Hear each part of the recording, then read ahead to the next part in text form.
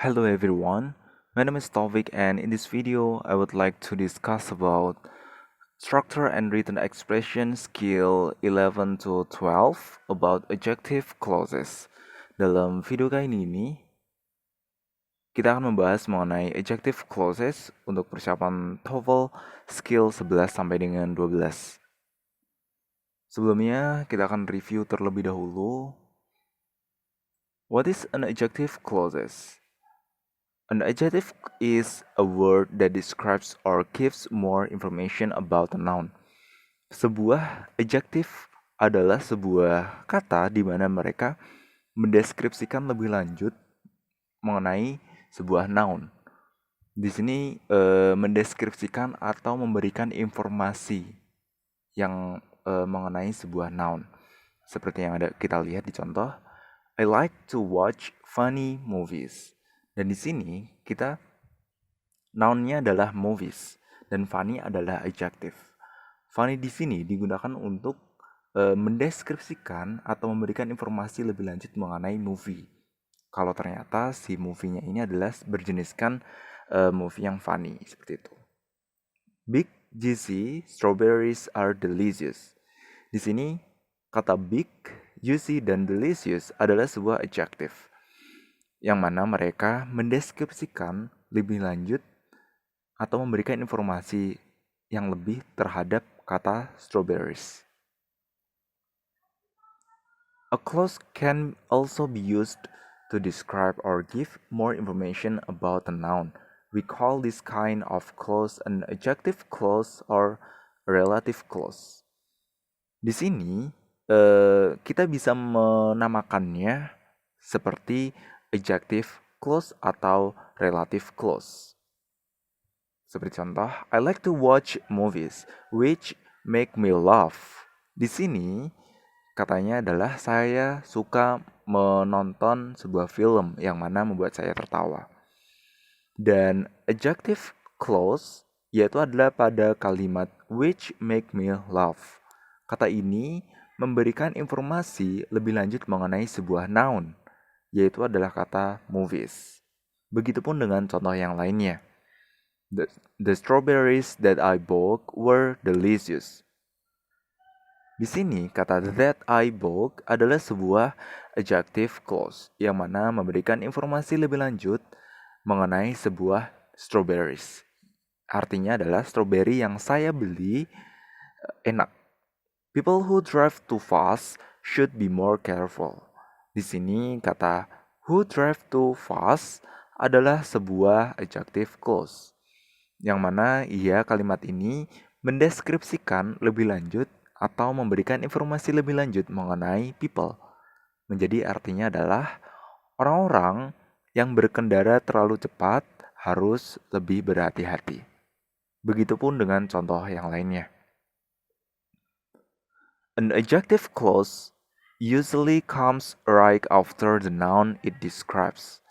Sebuah adjective clause biasanya datang setelah adanya sebuah noun yang dideskripsikan. Seperti kata lihat di sini yang dicontoh, biasanya sebuah adjective clause ini menjelaskan lebih lanjutnya setelah adanya noun. Jadi ini noun, kemudian setelah itu baru muncul sebuah adjective clause. Biasanya seperti itu. An adjective clause begins with one of these adjective clause connector. Sebuah adjective clause dimulai dengan salah satu adjective clause connector di bawah ini, yaitu ada who, yang mana untuk orang-orang, ada which, that, whom, dan whose. Adjective clause connectors are also called relative pronoun. Sebuah adjective clause connector bisa juga disebut sebagai relative pronoun. How do we know which connector to use? Jadi, bagaimana cara kita untuk mengetahui konektor mana yang akan kita gunakan?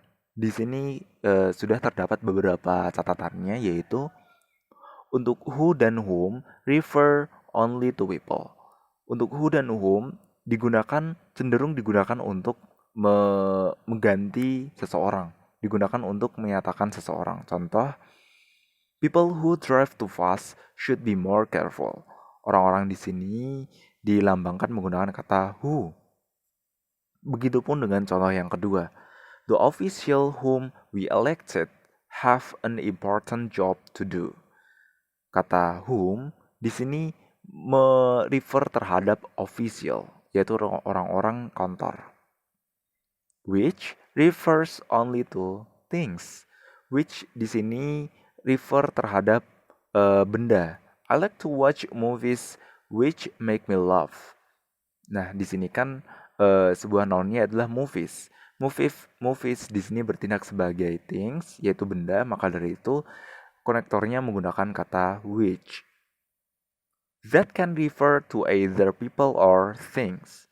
Kata that di sini bisa digunakan untuk mengartikan yaitu seseorang, orang-orang, atau sebuah benda. Sebagai contoh, the strawberries that I bought were juicy and delicious. Di sini melambangkan strawberries yaitu adalah things. Sedangkan yang kedua, I'll never forget the friends that I have met here. Di sini kata that yaitu digunakan untuk mengganti kata friends. Whose can also refer to either people or things. Whose juga bisa digunakan untuk refer terhadap orang atau juga terhadap sebuah benda. Sebagai contoh, do you know the man whose picture is in the newspaper? Nah, kata whose di sini melambangkan mengganti sebagai pengganti kata man. Sedangkan yang kedua, I want to visit a country whose weather is warm. Sedangkan yang kedua, kata whose di sini digunakan untuk mengganti kata country. How do we know which connector to use? Think about what the connector is doing inside its clause. Sometimes, the connector is the subject of the adjective clause. When it's a subject, we can use who, which, or that. We cannot omit the connector when it's a subject. Di sini kita bisa melihat bahwa kita tidak bisa menggunakan menghilangkan omit sebuah konektor ketika dia menjadi sebuah subjek. Sebagai contoh, children who stay up late will fall asleep in school. Kita tidak bisa menghilangkan kata who karena di sini children who stay up late bertindak sebagai subjek dalam kalimat ini. Kemudian contoh yang kedua, the car which is parked over there looks expensive. Kita tidak bisa menghilangkan kata which karena mereka dalam kalimat ini, the car which parked over there bertindak sebagai subjek. Begitupun dengan dua contoh berikutnya. Juga sama. How do we know which connector to use? In informal speaking or writing, we can also use who, but it's better to use whom on the TOEFL. Jadi, dalam sebuah informal, percakapan atau sebuah tulisan, kita bisa menggunakan kata who. Tetapi, lebih baik menggunakan kata whom dalam sebuah tes TOEFL. Jadi dalam tes TOEFL terkadang lebih sering digunakan yaitu kata whom daripada who. When the connector is an object, we can omit it. Jadi, kalau semisal si konektor bertindak sebagai subjek dalam kalimat tersebut, kita tidak bisa menghilangkannya. Akan tetapi, ketika si konektor bertindak sebagai objek, kita bisa menghilangkannya. Sebagai contoh, the movie which we saw was really scary. Film yang mana kita lihat sangat menakutkan. Kita bisa menghilangkan kata which menjadi the movie we saw was really scary. Begitupun dengan contoh yang kedua. The secretary whom they hired is good with computers. Ketika kita hilangkan konektornya menjadi the secretary they hired is good with computer. Begitupun dengan contoh yang ketiga. Did you taste the spaghetti that I cook? ketika that dihilangkan atau diomit akan menjadi kalimat Did you taste the spaghetti I cook? Seperti ini. Jadi, kuncinya adalah kita tidak bisa menghilangkan sebuah konektor ketika mereka menjadi subjek atau diomit. Sedangkan ketika konektor ini bertindak sebagai objek, kita bisa menghilangkannya. We can use two word order pattern. Di sini kita bisa menggunakan dua kata penyusunan penggunaan dalam sebuah adjective clause. Sebagai contoh, the hotel in which we stayed was very luxurious. Ini adalah penempatan dari adanya sebuah adjective clause, yaitu ditempatkan setelah adanya kata the hotel. Dan di sini sekali lagi diingatkan bahwa in which we stay bertindak sebagai adjective yang mana kalimat ini mendeskripsikan lebih lanjut atau memberikan informasi yang lebih terhadap kata noun, yaitu di sini adalah the hotel. Kemudian contoh yang kedua, tell me the name of the man to whom you spoke. Di sini juga terdapat kalimat yaitu ada to whom you spoke.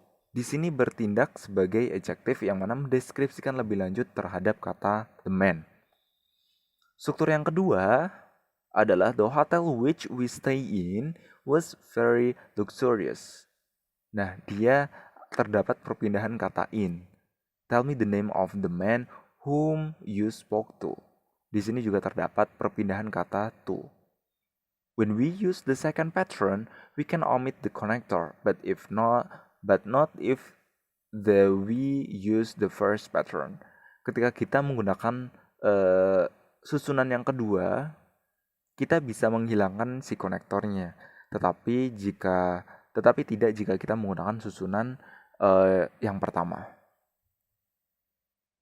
When a connector is the subject of an adjective clause, its verb might be singular or plural. We have to look at the noun that the connector refers to. The verb has to match the noun. Di sini ketika kita melihat sebuah konektor adalah sebuah subjek dari si kalimatnya, dan kalimat verb tersebut bisa mungkin berjeniskan singular atau plural. Kemudian kita harus melihat bahwa noun itu mengacunya kemana, apakah nounnya juga singular atau plural. Sebagai contoh, the book that explains English grammar is mine. Di sini kata the book berjeniskan singular atau singular noun. Maka dari itu kata selanjutnya, kata explain, dia juga harus berjeniskan singular verb. Begitupun dengan kata to be-nya atau kata verb-nya, yaitu kata is. Contoh yang kedua, the books that explain English grammar are mine. Kata the books atau sebuah subjek di sini berjeniskan plural.